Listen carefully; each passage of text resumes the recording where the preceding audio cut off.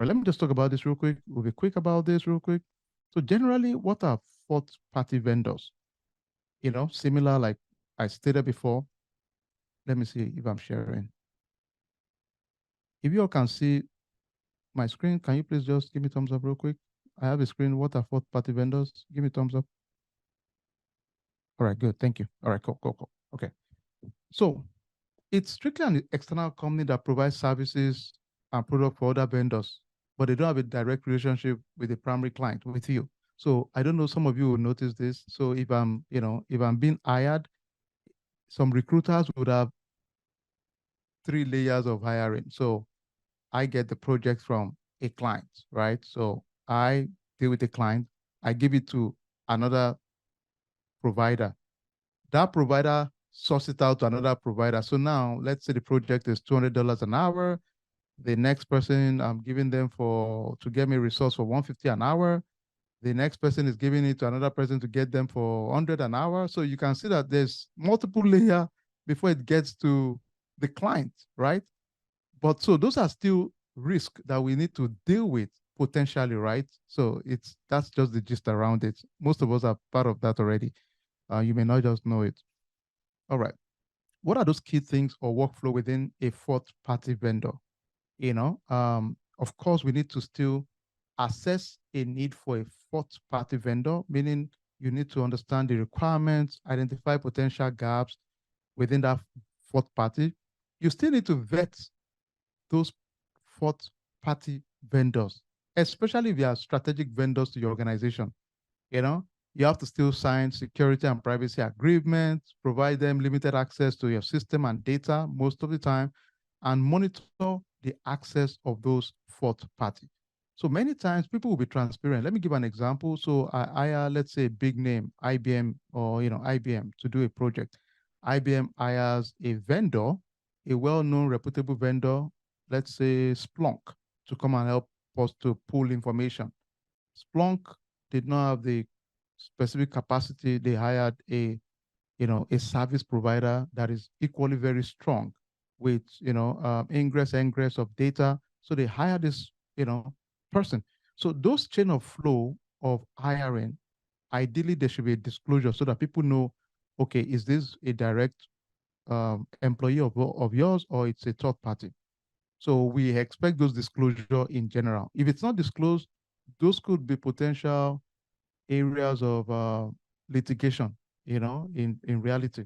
So most time you expect people to disclose and tell them, hey, listen, yeah, you're working with this, they're part of your team, but you're working in conjunction with these vendors.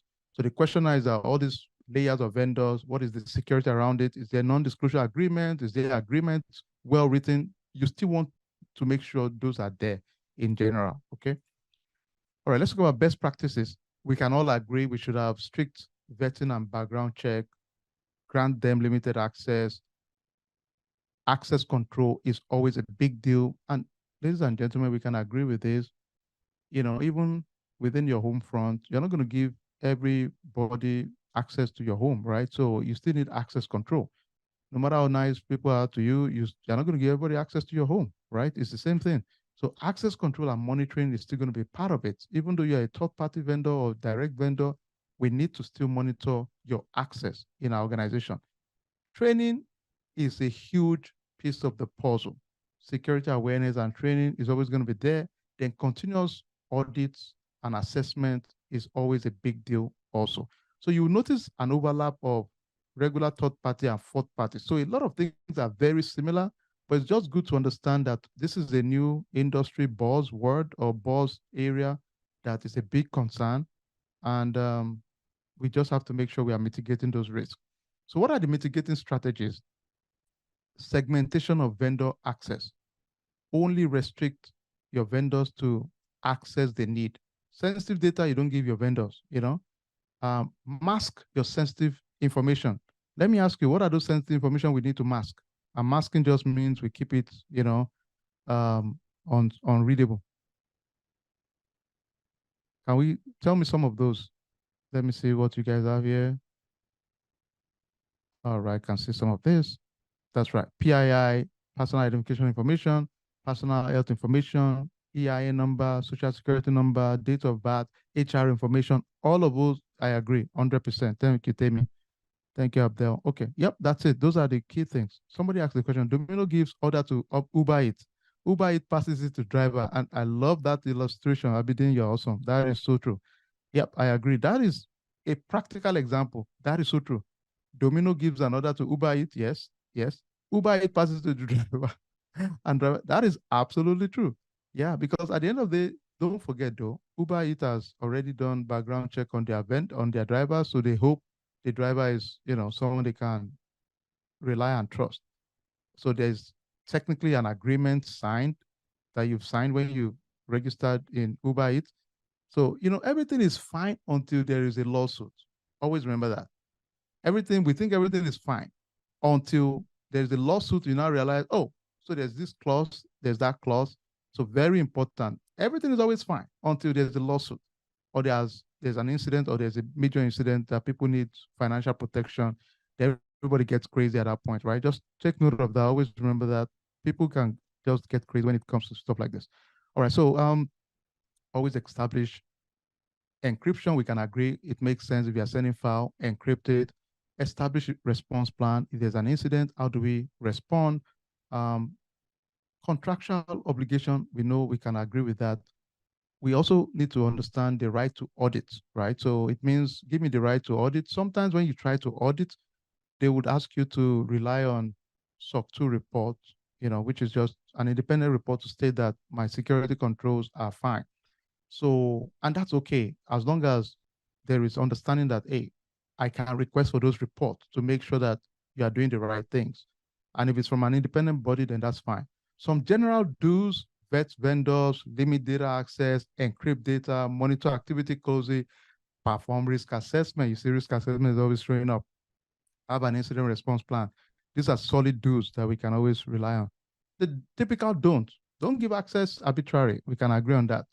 Don't use vendors that have horrible security control history, and never ignore vendor risk management, and that includes continuous risk assessment for those vendors. It's easy to assume, oh, this is a big name vendor, I don't need to do risk assessment. The answer is you need to. So no shortcut. Some emerging trend: there's increases of fourth party vendors globally right now, so we can't run from it. There's more focus on data security controls because that's a big deal. There's big focus on vendor risk management. There's shift from point in time to continuous assessment. In the past, people just do point in time assessment. I just go in and check stuff and see, we need to check controls now, and we are done for the next 1 year. No, no, no, not anymore. It has to be continuous monitoring. That's why I keep saying that's a buzzword we need to all use: continuous monitoring all the time. So that's a quick snapshot of it. Key players, always remember, of course, your IT folks, CISO, your IT security, your procurement, your risk management, your legal.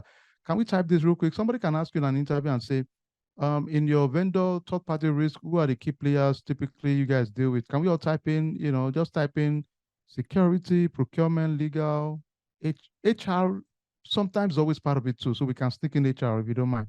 I missed that actually. So HR should be part of it. Sometimes HR is always there too, because especially for the people coming on board when you're onboarding them. So I think HR, yeah, I missed that part. So HR should be part of it. So we should add HR, and I'll take a note and put HR actually. That should be there. All right. So HR should be there too. But these are the typical suspect: HR, procurement, legal, risk manager, CISOs, IT security. Now every environment is different. Some will tell you, well, these are the people we use. Hey, who am I to argue? If your business is doing well, you're focusing on your stuff, do you? That's okay. We'll take it. But typically, these are the common players in general. Okay. All right. Some example of big companies that are into this space. Yeah, you can see Skillweed there. Woohoo! Then PayPal, IBM, Google. Everybody is there, right? Some general security incident caused by unsecured vendors, account takeovers, payment fraud. So account takeover, we're talking about, ransomware. It's a big deal. This happens all the time. This is crazy. Payment fraud. Of course, nobody's going to announce that, oh, sorry, my CEO was duped, but it happens all the time. People just keep it mute. Data leak, it's a big one too. Service outages. Sometimes you try to log on to certain service, it's not working. Of course, they're not going to tell you, well, it's not working because we got a buffer flow attack or something like that. Nobody's going to tell you all that, but it happens all the time. That's most of the things that happen, but they will just not disclose that. All right, that's a quick snapshot on fourth party. Again, the goal is to keep us more intelligent and at least you're aware of those new trends out there. Fourth party is a big one now.